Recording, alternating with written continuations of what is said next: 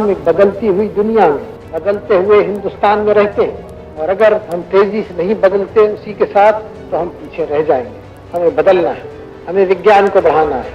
पंडित जवाहरलाल नेहरू हमेशा कहा करते थे कि अगर हम विज्ञान को आगे बढ़ाएंगे तभी हम आगे बढ़ पाएंगे। तभी तो प्रधानमंत्री रहते हुए उन्होंने विज्ञान को आगे बढ़ाने के लिए कई फैसले लिए और कई संस्थानों का गठन किया। उसी में से एक ऑर्गेनाइजेशन थी ISRO, Indian Space Research Organisation. लेकिन इसरो को लेकर एक कंट्रोवर्सी हमेशा से रही है, वो ये कि क्या सच में पंडित नेहरू ने इसरो की स्थापना की, क्योंकि पंडित नेहरू की मृत्यु तो 27 मई 1964 को हुई थी और इसरो की स्थापना 15 अगस्त 1969 को। तो आज इस वीडियो में हम बात करेंगे कि क्यों इसरो को बनाने का श्रेय जो है वो पंडित नेहरू को जाता है। इसके साथ ही हम ये भी जानेंगे कि कैसे भारत ने स्पेस की दुनिया में अपना नाम बनाया। तो नमस्कार, मैं हूं स्वर्ण और आप देख रहे हैं अनकट। भारत के स्पेस में कदम रखने की कहानी शुरू होती है 1920 से, जब इंडियन साइंटिस्ट स्पेस एक्सपेरिमेंट्स कर रहे थे, जिसमें एस.के. मित्रा, मेघनाथ शाह और सी.वी. रमन का नाम शामिल था। लेकिन भारत ने पहली बार ऑर्गेनाइज स्पेस रिसर्च करने का क्रेडिट जो है वो दो साइंटिस्ट को जाता है, father of Indian space program Vikram Sarabhai और father of Indian atomic energy doctor Homi Bhabha को। विक्रम साराभाई का सपना था कि भारत भी स्पेस में कदम रखे और उनका ये सपना और मजबूत हुआ 1957 में, जब रूस ने अपना पहला सैटेलाइट स्पुतनिक 1 लॉन्च किया।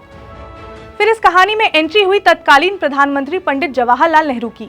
स्पुतनिक 1 के लॉन्च होने के एक साल बाद ही पंडित नेहरू पार्लियामेंट में साइंटिफिक पॉलिसी रेजोल्यूशन, जिसे SPR 1958 कहा जाता है, उसे लेकर आए। उस समय देश के हालात कुछ खास नहीं थे, लेकिन साराभाई और होमी भाभा ने पंडित नेहरू को स्पेस में इन्वेस्ट करने के लिए मनाया, जिसका नतीजा ये निकला कि 1962 में Indian national committee for space research यानी कि इनकोस्पार बनाया गया, जिसके बाद नासा ने भारत को अपना रॉकेट नाइकी अपाचे देने का अग्रीमेंट साइन किया। फिर इंडिया के पास सबसे बड़ा चैलेंज था इस रॉकेट को लॉन्च करना। लॉन्च करने के लिए सबसे इम्पोर्टेंट होती है जगह। फिर विक्रम साराभाई इसी जगह को ढूंढने के लिए निकल पड़े। ये खोज साराभाई को केरल के एक गांव थुम्बा लेकर पहुंची, जहां एक चर्च था जो कि मैग्नेटिक इक्वेटर पर था, जिसका मतलब ये हुआ कि ये जगह ना तो नॉर्थ में है ना ही साउथ में, बीच में है। और ये गांव ज्योग्राफिक इक्वेटर के करीब था, जो रॉकेट लॉन्च होने के लिए काफी अच्छी कंडीशन मानी जाती है। यही गांव आगे चलकर Thumba equatorial rocket launching station बना। आपने एक फोटो देखी होगी, लोगों से सुना होगा कि हमारे साइंटिस्ट पहले रॉकेट लॉन्च के लिए रॉकेट के पार्ट्स को साइकिल से लेकर गए थे, फिर लोकेशन पर जाकर उन्हें असेंबल किया था। वो दिन था 21 नवंबर 1963 का, जब इंडिया ने अपना पहला रॉकेट सक्सेसफुली लॉन्च किया था और स्पेस में अपना पहला कदम रखा था। फिर 15 अगस्त 1969 को इनकोस्पार को एक्सटेंड करके इंडियन स्पेस रिसर्च ऑर्गेनाइजेशन यानी कि इसरो बनाया गया।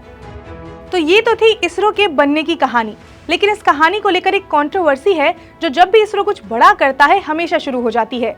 वो ये कि इसरो को बनाने के पीछे कौन थे, पंडित नेहरू को इसका श्रेय दिया जाना चाहिए या नहीं। इस बार भी ऐसा ही कुछ हुआ। 14 जुलाई को भारत का चंद्रयान 3 लॉन्च हुआ, जिसके बाद कांग्रेस महासचिव वेणुगोपाल ने इसरो की स्थापना को पंडित नेहरू का सपना बताया था, जिसके बाद BJP IT cell head Amit Malviya ने ट्वीट करके इसका जवाब दिया कि इसरो बस पंडित नेहरू का सपना मात्र ही था, इससे ज्यादा और कुछ नहीं। ऐसी कंट्रोवर्सी साल 2019 में भी हुई थी, जब चंद्रयान 2 लॉन्च हुआ था। उस समय भी कांग्रेस पार्टी इसरो की स्थापना का श्रेय पंडित नेहरू को दे रहे थे और बीजेपी ने यह कह दिया था कि उन्होंने ऐसा नहीं किया। लेकिन अब शायद आप ये समझ गए होंगे कि इसरो की स्थापना कब, कैसे और किसने की। इतना ही नहीं, स्थापना के बाद इसरो ने कई बड़े प्रोजेक्ट्स किए। इसरो अभी दुनिया के 6 बड़े स्पेस रिसर्च सेंटर्स में से एक है। पहले ISRO department of atomic energy के अंदर आता था, लेकिन फिर 1972 में डिपार्टमेंट ऑफ स्पेस की स्थापना की गई। उसके बाद 19 अप्रैल 1975 को भारत ने अपना पहला सैटेलाइट आर्यभट्ट को रूस की मदद से लॉन्च किया। इसके बाद 18 जुलाई 1980 को इसरो ने SLV-3 को सफल तरीके से लॉन्च किया और इसके बाद भारत का नाम उन देशों की लिस्ट में शामिल हुआ जिन्होंने अपना पहला सैटेलाइट खुद लॉन्च किया था। फिर उसके बाद साल आया 2014 का, जब इसरो ने पूरी दुनिया में अपना लोहा मनवाया। सिर्फ 450 करोड़ के साथ भारत मंगल पर पहुंच गया और ऐसा भारत ने पहले अटेम्प्ट में ही कर दिया था। इसरो की स्थापना को लेकर उसकी उपलब्धियों का क्रेडिट लेने के लिए सभी पॉलिटिकल पार्टी सामने आ जाती है, लेकिन इसरो की सफलता का श्रेय जो है वो सिर्फ उन साइंटिस्ट को जाता है जो दिन रात मेहनत करते हैं और मंगलयान और चंद्रयान जैसे प्रोजेक्ट्स को सफलतापूर्वक पूरा करते हैं, वो भी कम लागत में। क्योंकि अगर बजट की बात करें तो वो कभी कम हो जाता है तो कभी ज्यादा। रिपोर्ट्स की माने तो इस साल इसरो को 12,553 करोड़ रुपए एलोकेट किए गए थे, जो पिछले साल के बजट से 8% कम था।